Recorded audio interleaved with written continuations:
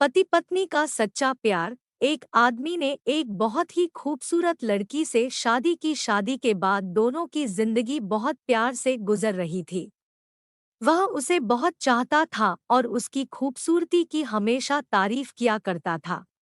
लेकिन कुछ महीनों के बाद लड़की चर्मरोग स्किन डिजीज से ग्रसित हो गई और धीरे धीरे उसकी खूबसूरती जाने लगी। खुद को इस तरह देख उसके मन में डर समाने लगा कि यदि वह बदसूरत हो गई तो उसका पति उससे नफरत करने लगेगा और वह उसकी नफरत बर्दाश्त नहीं कर पाएगी। इस बीच एक दिन पति को किसी काम से शहर से बाहर जाना पड़ा।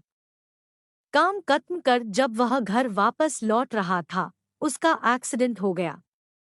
एक्सीडेंट में उसने अपनी दोनों आंखें खो दी, लेकिन इसके बावजूद भी उन दोनों की जिंदगी सामान्य तरीके से आगे बढ़ती रही।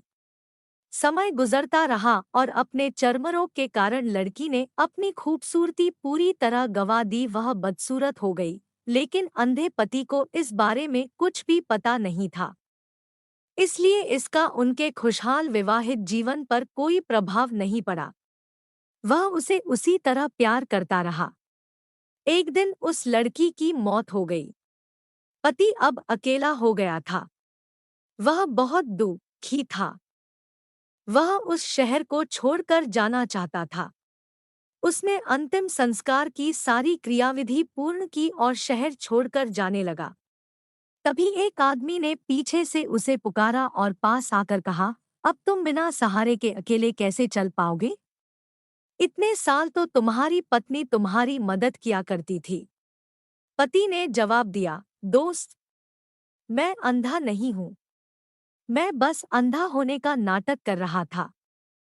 क्योंकि यदि मेरी पत्नी को पता चल जाता कि मैं उसकी बदसूरती देख सकता हूँ, तो यह उसे उसके रोग से ज्यादा दर्द देता।